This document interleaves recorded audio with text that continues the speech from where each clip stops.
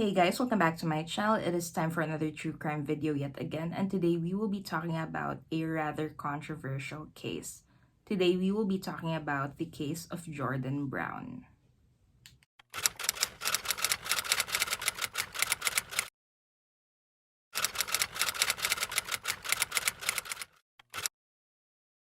Jordan Brown was born on August 12, 1997 in a rural area of New Beaver, Pennsylvania. He was raised by his single father, Chris, and meant the world to him. Growing up, Jordan and his father had a very close relationship, and they were very much into hunting, which was something normal in their small town, which was covered by heavily wooded areas. Aside from this, they were also both into sports. Jordan was a quarterback in the football team that was coached by Chris, and this just solidified their bond as father and son even more. And aside from coaching the football team, Chris also worked at a tableware company.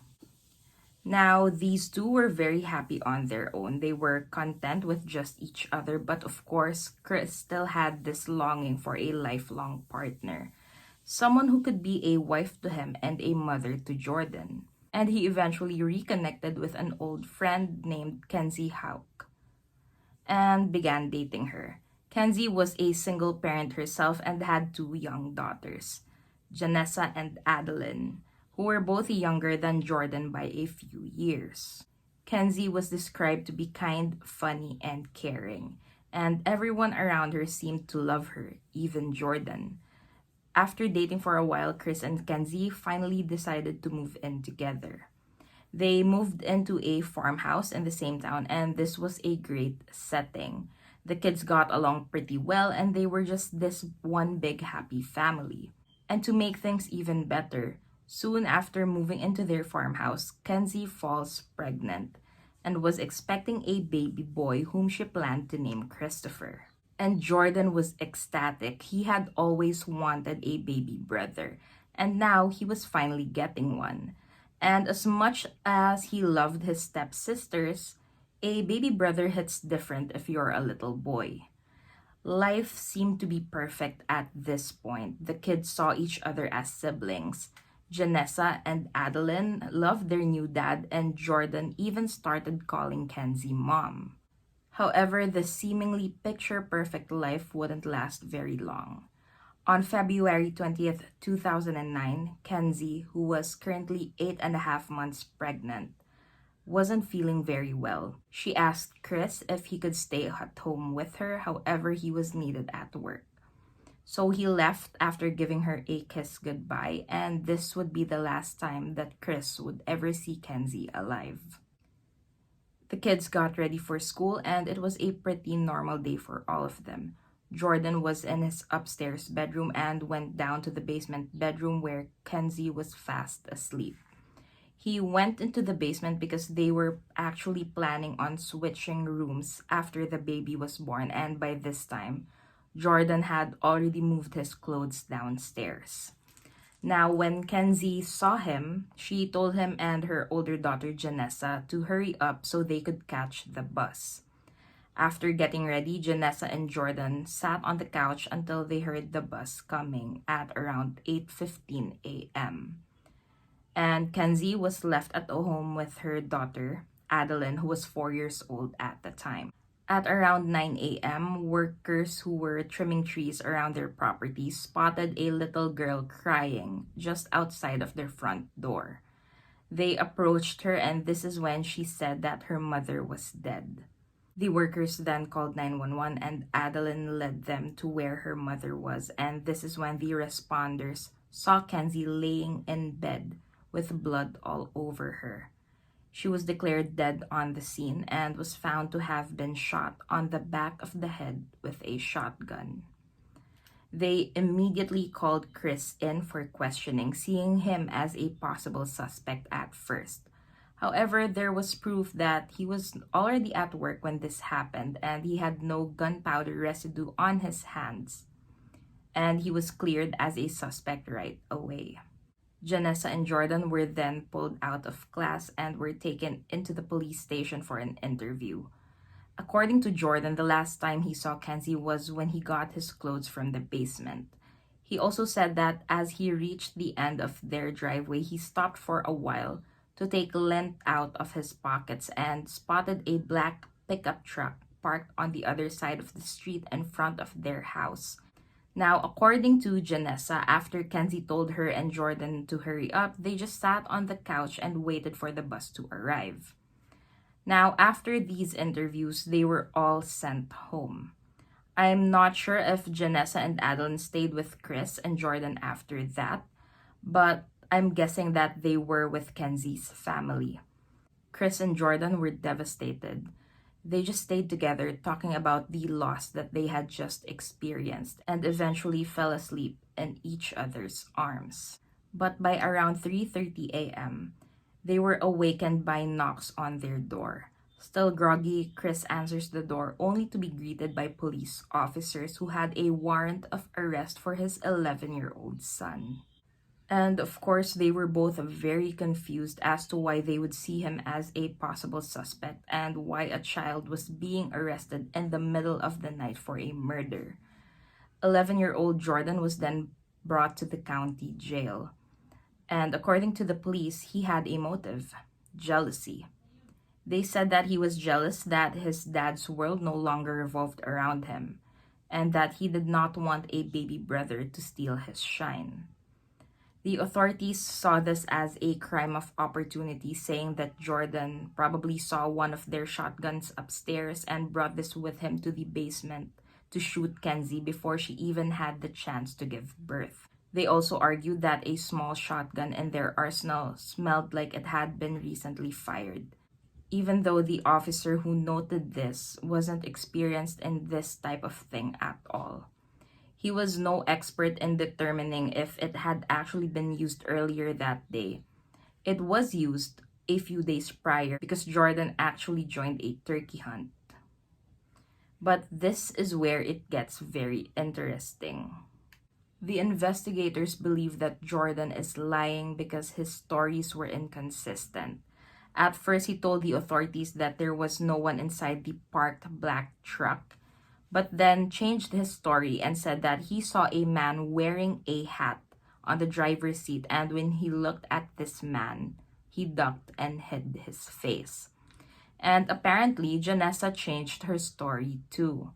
During her second interview, she said that she saw Jordan fumbling around with the guns and that she heard a loud boom before they left at 8:15 a.m.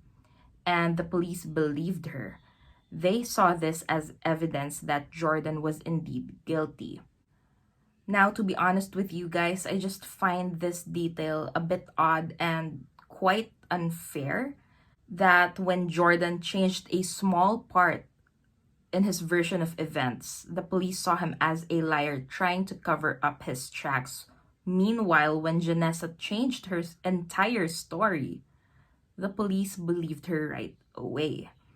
And this is not me saying that Janessa was lying or possibly coerced or influenced in saying a different story, but I just find it so unfair. The police also found 3 shell casings outside the farmhouse, one of which was on the end of the driveway where Jordan said he stopped to get lint outside of his pockets. Authorities believe that he wasn't trying to take lint out of his pockets, but was instead trying to discard of evidence, the shell casings. Now, right from the get-go, Chris was always on Jordan's side, as he should be.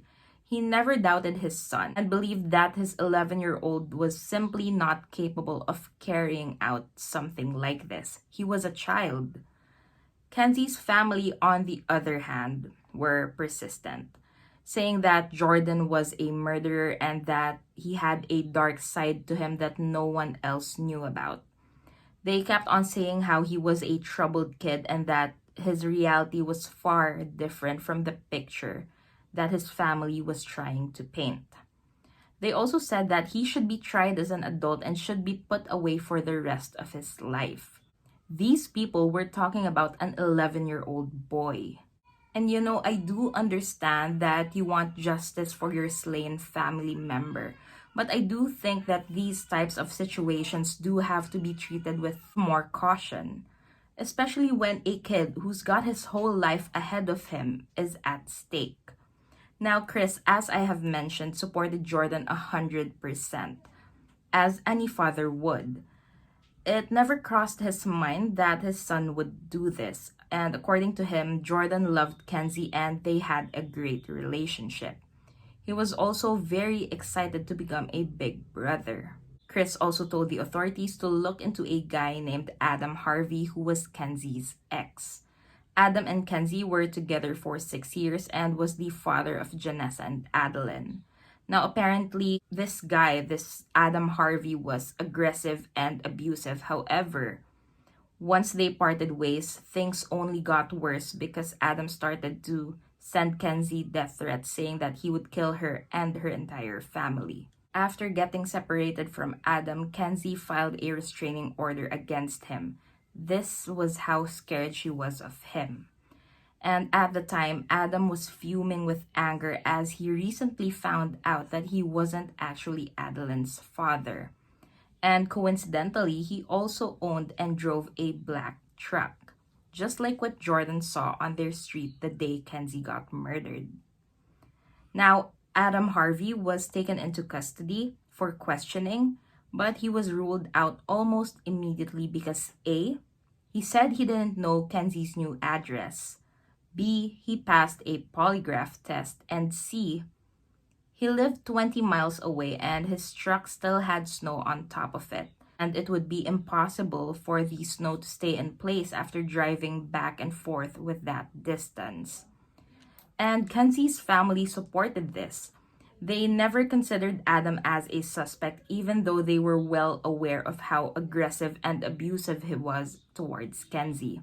They were also very aware of his violent tendencies. They were fixated on 11-year-old Jordan and wanted to see nothing else but him behind bars.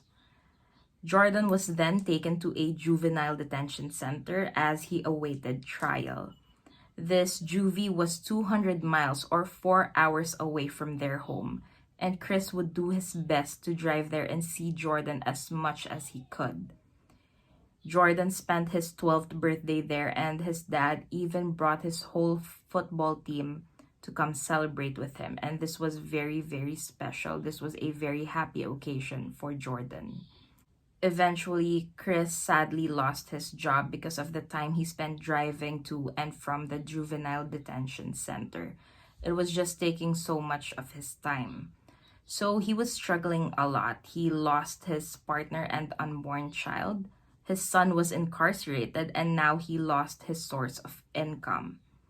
I mean, this man was going through so much and I can't believe how resilient he was. But he was ready to fight for Jordan. In June 2011, the judge ruled that Jordan would be tried as a juvenile instead of as an adult. And the following year, after a 3-day bench trial, 14-year-old Jordan Brown was found guilty of double homicide. Jordan was found guilty even though there was a grown man who had a vendetta and an actual motive to kill Kenzie. He was found guilty even though there was no blood found on him. He was found guilty even though his hands were not tested for gunpowder residue and the house was never tested for fingerprints. And in my opinion, he was found guilty because he was an easy catch. He was an easy target. He was a child. In 2018, when Adeline was 13 years old, she did an interview where she recounted what she remembers from that morning. According to her, she was still sleeping when she heard a loud bang. She then headed straight to the basement where her mother, Kenzie, was and heard the phone ringing. Adeline recalls answering the phone and trying to wake Kenzie up, but she wasn't moving. And this is when she saw that her mother was covered in blood. She says that she went outside immediately to ask for help, and this is when the workers saw her at around 9 a.m. Now, if you remember, Jordan and Janessa got on the school bus at 8:15. So it was impossible that Jordan was the one who had done this. However, after Adeline's statement, a lot of people, especially Kenzie's family, still believe that Jordan is guilty and should never be let out. They're still set on that up until this day. The authorities also argued that Adeline was only 4 years old when this happened, and it's possible that she got the timeline of events wrong. Now, luckily, in the same year, 2018, Jordan's case was reviewed by the Supreme Court of Pennsylvania. And upon further assessment, they found that there was not enough evidence to support that Jordan had done this, and that they could not prove 100% that he was guilty of this crime. And therefore, Jordan Brown was set free at the age of 21 years old. And that is pretty much all the information that I have for today's case. To be honest with you guys, I have so many feelings about this, but wanted to keep things professional. I tried really hard. I have a lot of opinions today. But I think it's pretty obvious that, in my opinion, Jordan, an 11-year-old boy, was not capable of executing something like this. And if we're being extremely honest here, I do think that it was Adam. I mean, he had the motive. He was angry after finding out that Adeline was not his. And even though he claimed to not know Kenzie's address, he could have easily figured that out, especially if he was this crazy, abusive, and possessive ex. He also had a black truck, and Jordan had no idea who he was and what car he drove. But that's just my opinion. As usual, I would love to hear your thoughts on this case. Thank you so much for tuning in, and I will see you guys on my next video.